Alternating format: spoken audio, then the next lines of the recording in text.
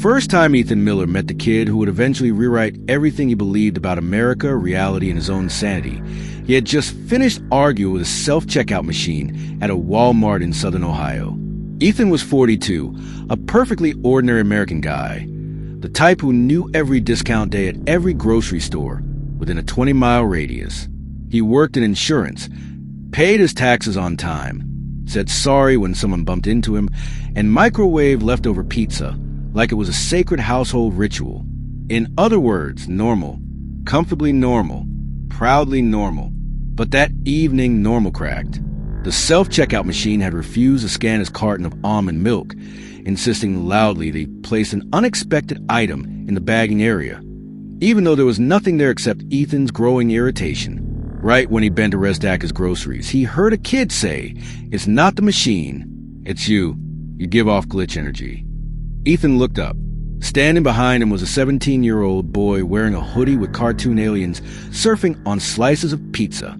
He had freckles, bright, curious eyes, and the posture of someone who had watched too many YouTube conspiracy documentaries about alternate dimensions and now considered himself a certified interdimensional life coach.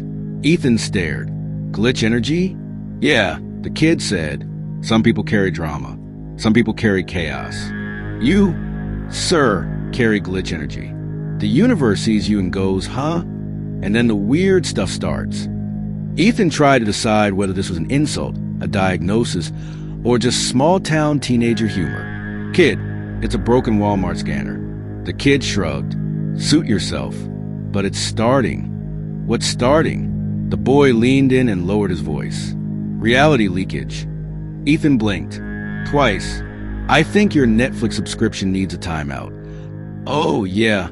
The boy said, that's exactly what an adult says right before things get wild. Ethan ignored the kid, grabbed his bag, and headed for the exit, but the kid followed. He walked with that confident awkwardness teenagers have. Too tall for their childhood selves, too young to be intimidated by bills, and too opinionated to care if they were wrong. My name's Mason, the boy said. Just so you know, I'm probably going to be important in your life soon. I don't need any more important teenagers in my life, Ethan muttered. I raised two already. That's why the universe likes you, Mason said. You're stable, but not too stable. Predictable enough for life to feel safe messing with you. Ethan wasn't sure if he was being complimented or studied like a lab rat. Outside, the Ohio evening sky was unusually purple. Not sunset purple, but that deep fade, bruised color you see in movies right before the aliens invade, or the teenagers summon something the adults don't believe in. Ethan tried not to notice, but then something else fell off. The parking lot was perfectly quiet. No cars, no wind, no distant highway noise. Just silence. Do you hear that? Ethan asked. That's what I'm talking about, Mason whispered. Reality glitch. Ethan frowned. Where's everybody? Mason pointed toward the sky. There. Look.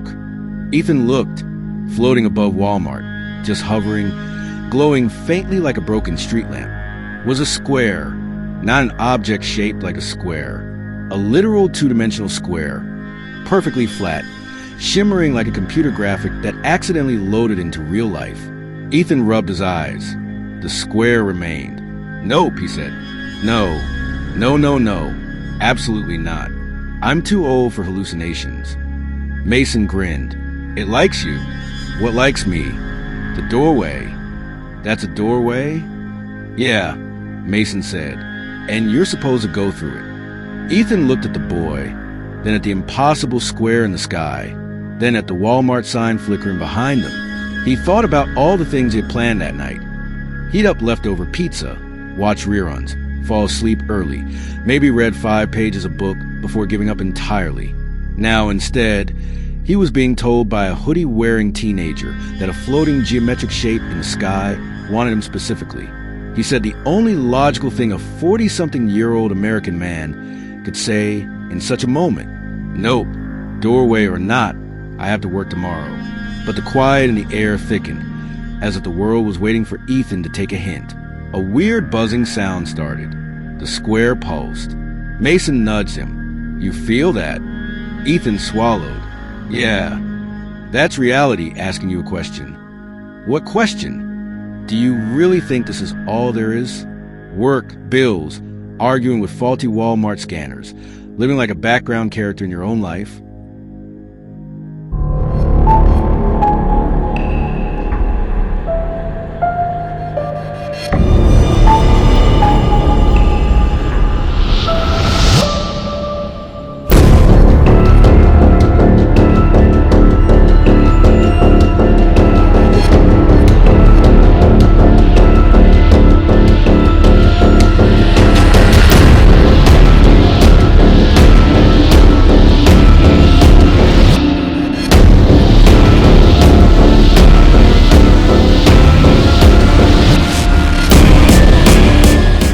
Ethan felt something twist inside him. Something old.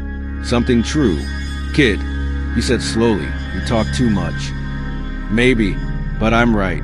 The square stretched, widening, the edges rippling like a portal from every sci-fi movie Ethan had pretended not to enjoy too much. And then something absolutely wild happened. Ethan's grocery bag floated out his hand, drifted upward, and disappeared into the glowing square. "My almond milk!" Ethan yelled. "That's the least of your problems," Mason said. "Go home, kid," Ethan said. "This is grown-up business now." But Mason shook his head. "We're in it together. The portal won't stay open for long. And if you don't go through, reality's gonna start glitching harder. And trust me, you don't want TikTok finding out. They'll do conspiracy edits with ominous music." Ethan took a deep breath. The air felt charged, like standing too close to an electric fence.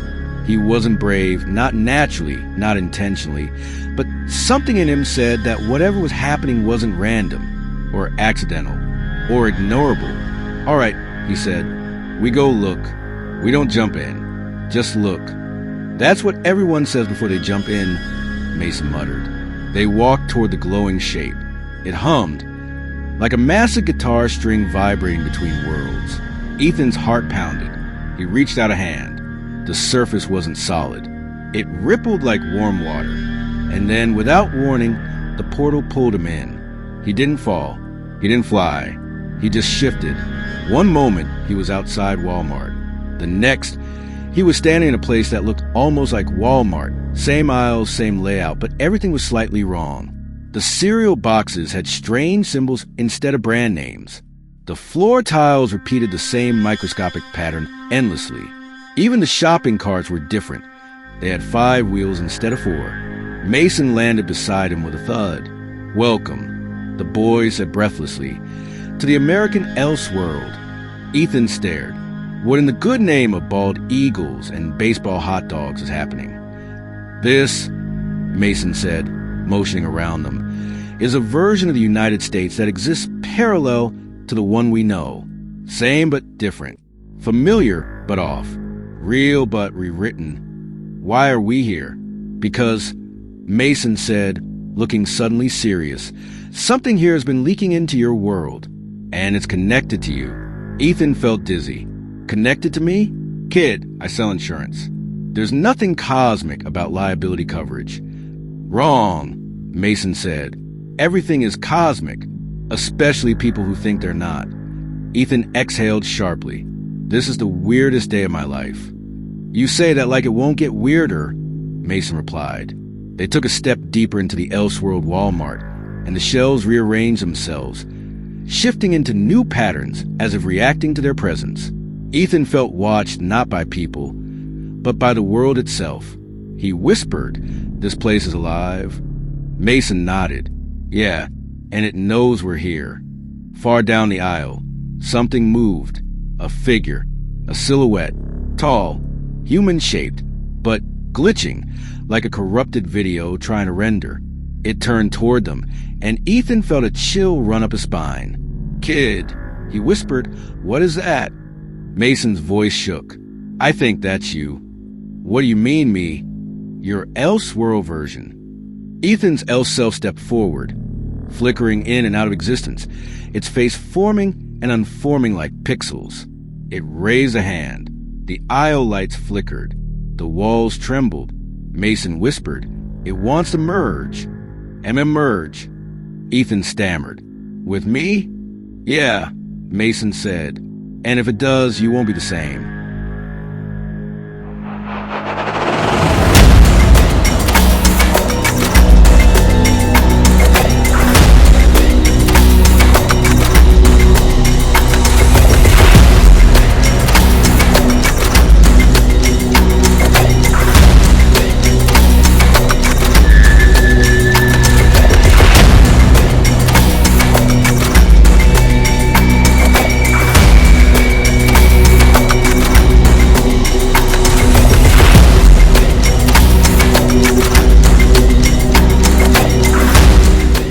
Ethan froze.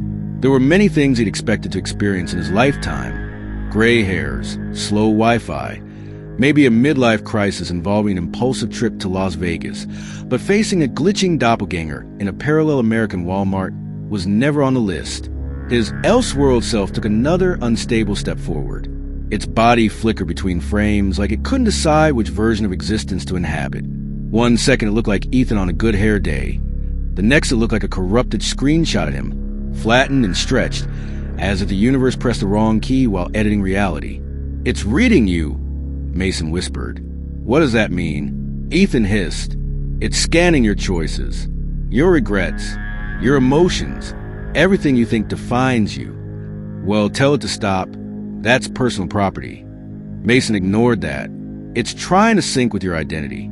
It wants to be you, or replace you. That's even worse. Ethan raised its hand. The shells around them twisted, as if bending in salute. Cereal boxes rearranged themselves into strange patterns, forming symbols, spirals, triangles, shapes Ethan somehow recognized but couldn't name. It's calling you, Mason said. The question is, why? I don't know. Ethan snapped. I pay bills on time. I buy moderately healthy groceries. I don't mess with cosmic stuff. I'm boring. That's exactly why reality likes you, Mason muttered. You're stable enough for two versions to overlap cleanly. Ethan didn't like the sound of cleanly. The Elseworld version stepped closer. The store lights dimmed, the buzz of the fluorescent bulbs deepening into a low hum that vibrated in Ethan's bones. Every instinct told him to run, hide, or pretend none of this was happening while eating frozen taquitos at home. But then the creature spoke, not with words, but with thoughts. A flood of images hit Ethan's mind like a dream dumped straight into consciousness. He saw himself in moments he never lived, walking through an alternate small-town Ohio with streets laid out in alien geometry, sitting at a table with people who had his face, watching a sky filled with shapes that weren't stars. Then he saw something terrifying. The Elseworld version of himself standing on a platform made of shifting glass, reaching through a crack in reality toward Ethan's world. It wanted to cross, and now it wanted to merge. Ethan stumbled back. Kid, we have to get out of here. Mason grabbed Ethan's arm. If we run, it'll chase us. And in here, it can rewrite the rules. Rewrite the rules? Yeah, like gravity, matter, your sense of left and right. You don't want to see what happens when your left elbow thinks it's your right knee. Ethan cringed. For the love of cheeseburgers, why me? Because you're at anchor, Mason said. Your reality signature matches its frequency. I don't even know what that means. It means you're special, okay? Ethan blinked. That was the first time the kid said something that sounded almost kind. Mason continued. There's something about your life, your experiences, your pattern that syncs perfectly with the Elseworld version. And now that the wall between worlds is thin, it found you, like a cosmic GPS. Ethan wanted to argue, but Ethan's form suddenly solidified for a full second. It looked exactly like him. Same nose bump, same tired eyes, same half-regretful expression of a man who wonders if he should have taken more vacations in his 20s. Then it glitched back into distortion. We have to go, Ethan said. Now. They began backing up, but the aisle stretched longer and longer. The end moved away like a mirage. The store is rearranging itself, Mason said. It wants us trapped. That is not comforting. Ethan raised both hands. The shelves shook violently. Products flew upward, dissolving into floating fragments like pixel dust. A deep rumble rolled through the store, followed by a voice, an impossibly layered voice, echoing from every direction. Synchronize. The word wasn't spoken. It landed directly in Ethan's mind like a command typed into his brain. Ethan shouted, "No thank you. Hard pass. Not interested." But the else version advanced, glitching toward them with sharp, jarring cuts in space. 1 second it was 20 feet away. The next it was 10. Mason pulled Ethan hard. "This way." He led him down a side aisle where the products were unrecognizable, bags of snacks labeled with shifting letters, beverages glowing faintly, boxes with pictures of landscapes Ethan had never seen on any Earth. Ethan whispered, "What is this stuff?" "Projections," Mason said. "The store is trying to fill space with whatever it can render quickly." "You're saying the store is improvising?" "Yeah, it's like low-budget reality." "That actually makes sense in a terrible way." They ran, but the store bent around them, aisles rearranging like pieces on a sliding puzzle. They turned left and right, but always ended up in unfamiliar rows filled with oddities. Clothing that seemed to breathe, mannequins with too many joints, a camping section displaying tents shaped like impossible polygons. Then they reached an exit door, except it wasn't labeled exit. Instead it said, "Re-entry point 1. Maybe that's the way back." Ethan said, "Or it's a trap," Mason replied. "We don't have time." Else Ethan appeared at the end of the aisle, glitching violently, its form stretching, splitting, fusing, trying desperately to stabilize. "Synchronize. Become whole." "No!" Ethan yelled. He pushed through the door, and suddenly they were outside, except not their version of outside. They stood in what appeared to be a small-town American street, but skewed.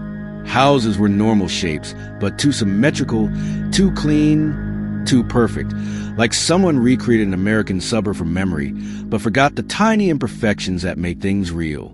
Every tree was identical. Every mailbox sat at the exact same height. Every car was the same model, same color, same shine.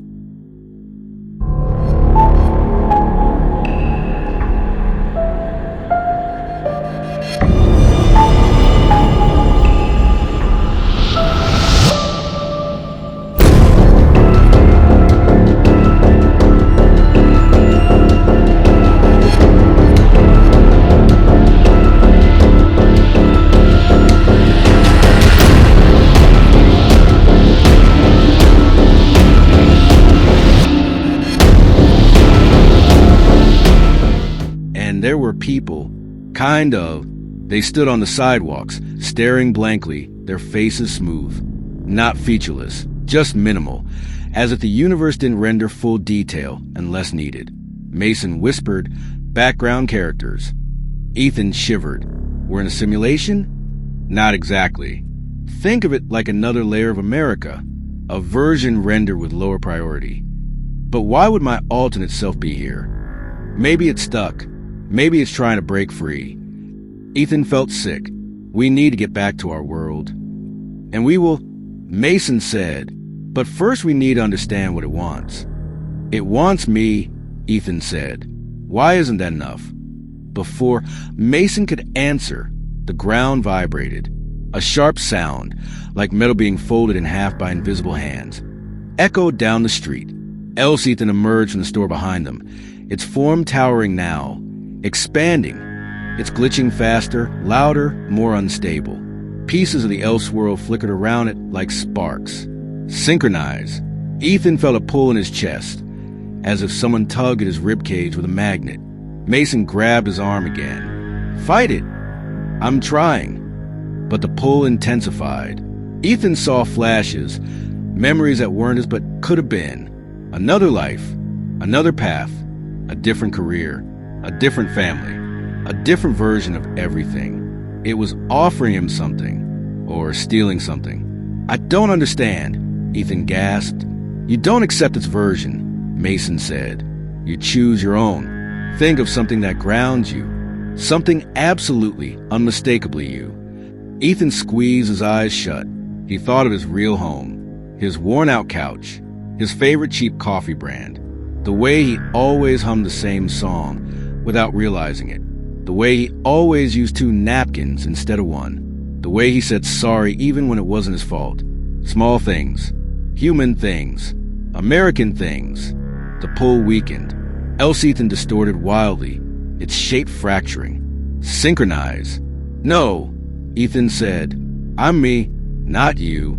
The ground cracked between them, splitting reality like a broken screen. Mason pulled him. It's working. Keep going. Ethan shouted. I'm Ethan Miller. I'm 42. I heat up leftover pizza 3 times a week. I get emotional during national anthem videos. I yell at microwaves. I'm me. The else self shrieked. Not a sound, but a fractured distortion of existence. Its form tore apart, data scattering like shattered light. A massive shockwave burst outward. Everything went white. The world flipped, and Ethan felt himself falling. But not physically. He was falling through memories, through possibilities, through what could have beens. Then he opened his eyes. He was lying on asphalt, the real Walmart parking lot. Nighttime, cars, people, noise, normal, or so he thought. Mason was next to him, coughing. We made it. Ethan sat up. Where's the thing? My other self. Mason looked around. I don't know, but the portal closed. Ethan exhaled shakily. Good. I hope it never comes back. But Mason didn't answer. He was staring at something on the ground beside Ethan. Ethan followed his gaze. It was a card, shimmering faintly. A printed card that looked like an ID badge. He picked it up. On the front was a symbol he recognized from the else world. On the back, words appeared slowly, 1 letter at a time. Phase 1 complete. Phase 2 initiate soon.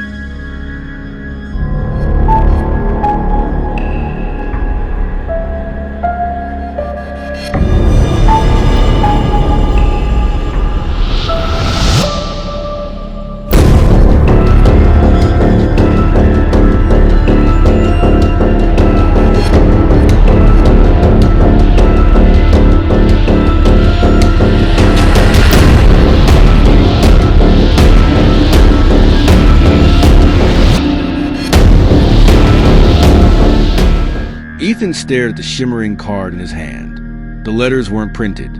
They emerged, rearranged, and pulsed like they were alive, dissolving and reforming in a hypnotic rhythm.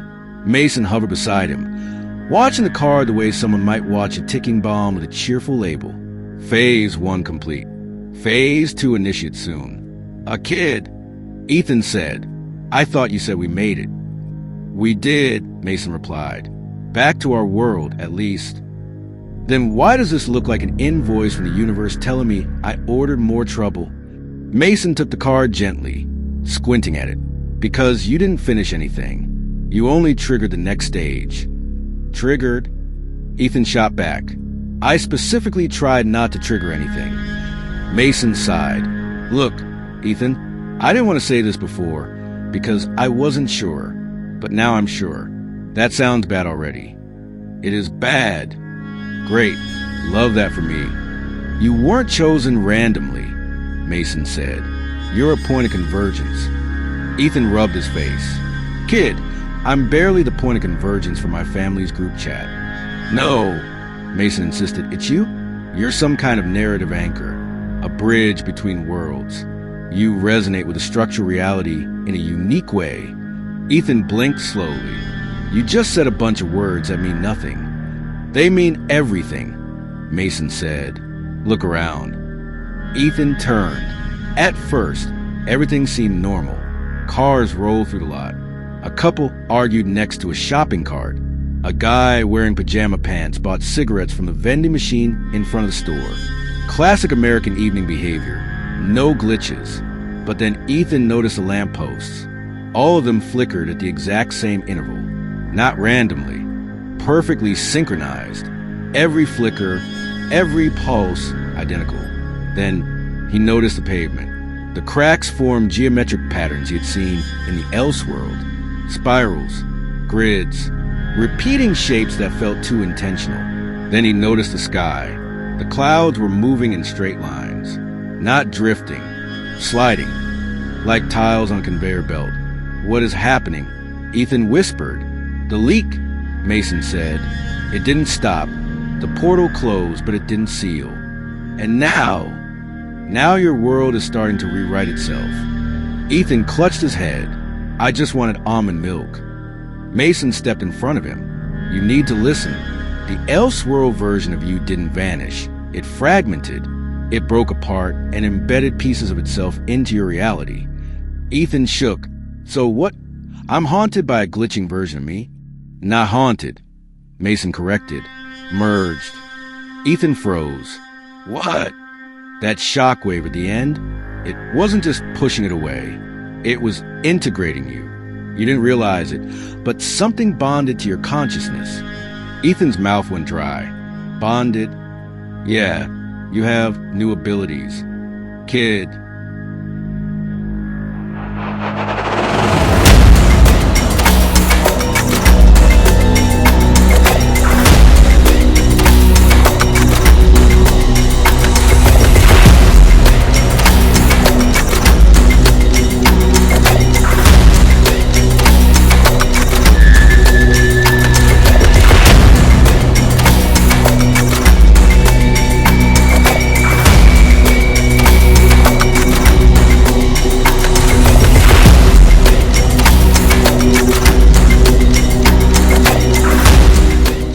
Not superhero stuff, Mason clarified.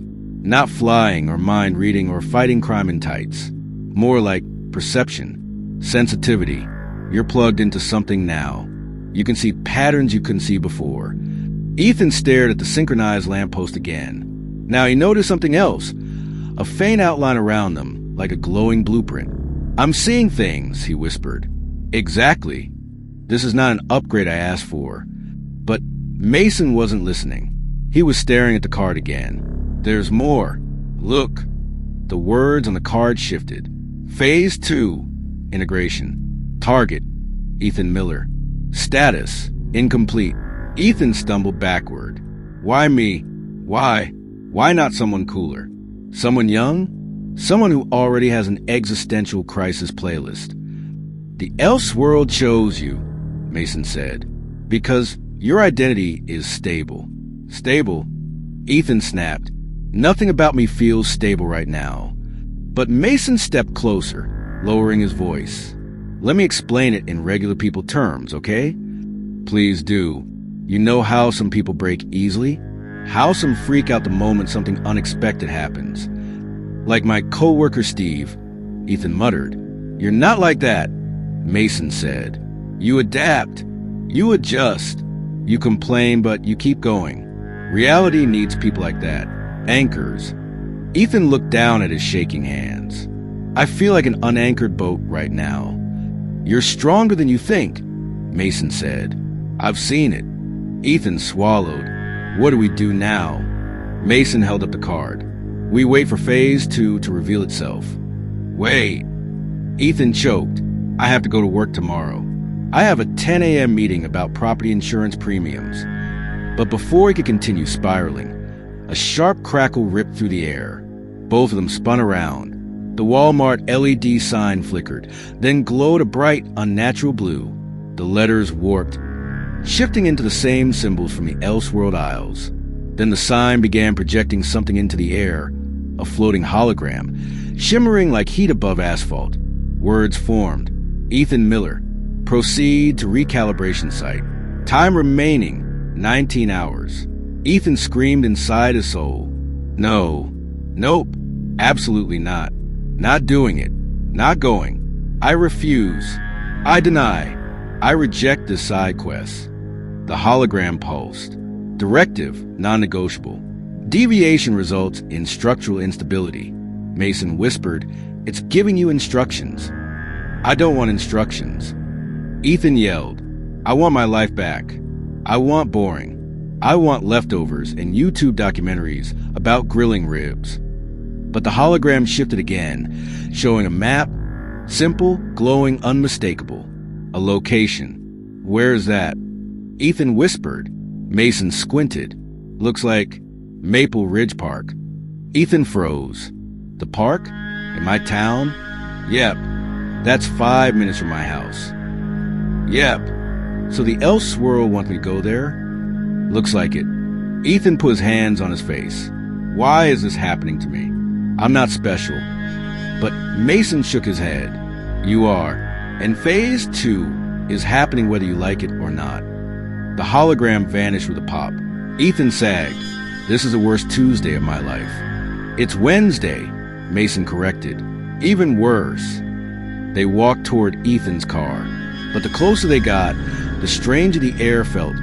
Thick, electric, humming with invisible static. Ethan's skin prickled. His vision sharpened. Colors grew more intense. Sounds layered themselves into patterns he had never noticed. Kid, Ethan whispered, I think I'm glitching. You're sinking, Mason said gently. Your mind is adjusting to the new input. Ethan sat in his car, breathing hard. The dashboard light seemed brighter, clearer. The GPS display flickered, showing 2 maps overlapping. The real one and the Elseworld one. He closed his eyes. This is too much. Mason sat in the passenger seat. You won't face it alone. Ethan didn't answer. He turned the ignition. The engine hummed normally.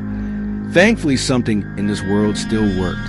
As they drove home, Ethan watched the town blur past. But now, he noticed hidden patterns in everything. Streetlights flickered in sequences. Houses aligned in perfect mirrored symmetry. Cars drove in strangely synchronized waves. The world was changing. Or he was. When they reached his house, everything looked fine at first glance. Normal. Ordinary. But then Ethan saw the mailbox. It had shifted 1 inch to the left. He'd lived in that house 11 years. He knew exactly where the mailbox sat. It had never moved. Until now. Ethan whispered, it's spreading. Mason nodded grimly.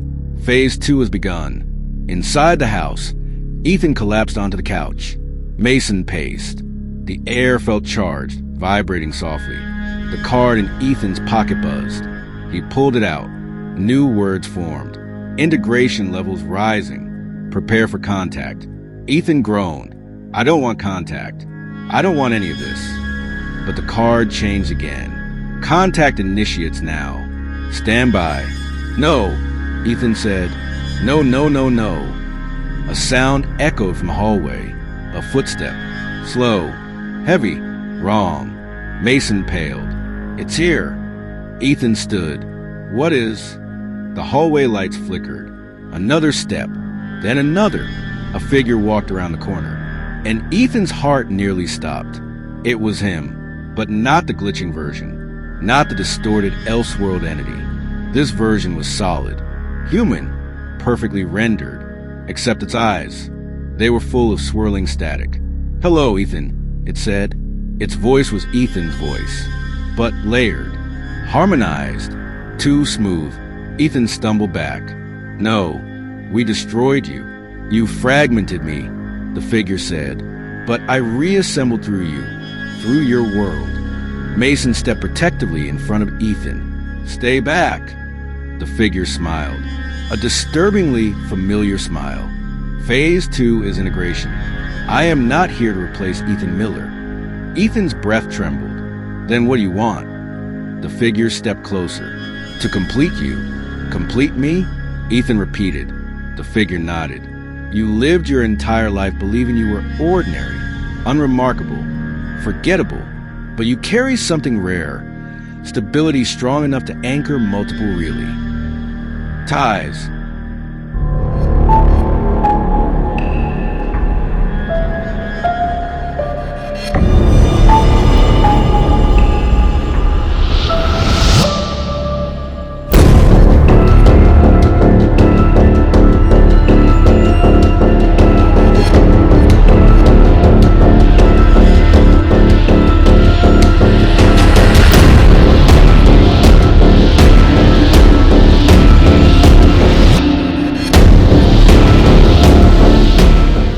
That doesn't make me special, Ethan whispered. It makes you essential. Mason stared. What does that even mean? The figure turned its static-filled eyes toward the boy. This world is fraying. The boundaries between realms are weakening. Soon they will collapse. unless he intervenes. Ethan shook violently. Me? Why me? Because the figure said, stepping so close Ethan could feel the air warping around him. You are the only version of yourself who is not broken. Ethan swallowed. Broken how? In every other world, the figure whispered, you gave up. Silence. Heavy. Crushing. Ethan's throat tightened. She gave up what? On life. On meaning. On yourself. But not here. Not this version. You endure. You adapt. You survive. You complain, but you persist. The figure leaned in. And that persistence is the thread reality needs to hold the worlds together. Mason stared at Ethan with new understanding. You're the anchor. The figure straightened. Phase 3 begins soon. The convergence. And you must choose. Choose what? Ethan asked. Which world survives? Ethan's knees nearly buckled. I can't choose something like that. I don't know anything. I'm just a guy who microwaves leftovers and tries not to disappoint people. That, the figure said softly, is exactly why you were chosen. Ethan felt tears burning in his eyes. I didn't ask for this. No one asked for destiny, the figure said. They only answer it. Silence thickened. The static-filled man stepped back. When the time comes, the portal will open again, at the recalibration site. Maple Ridge Park, Ethan whispered. The figure nodded. You have until sundown tomorrow. It began to fade, dissolving into static. Wait! Ethan cried. How do I decide? What am I supposed to do? The figure's voice echoed even as its form vanished. You will know. And then, it was gone. The house fell silent. Mason turned to Ethan. What now? Ethan looked at the card. New words formed. Prepare for Phase 3. The fate of both worlds rests on your decision. Anchor, Ethan Miller. Ethan closed his eyes. I need a minute. Mason sat beside him. Take it. But remember, tomorrow everything changes. Ethan whispered, I never wanted to be extraordinary. Mason replied, maybe extraordinary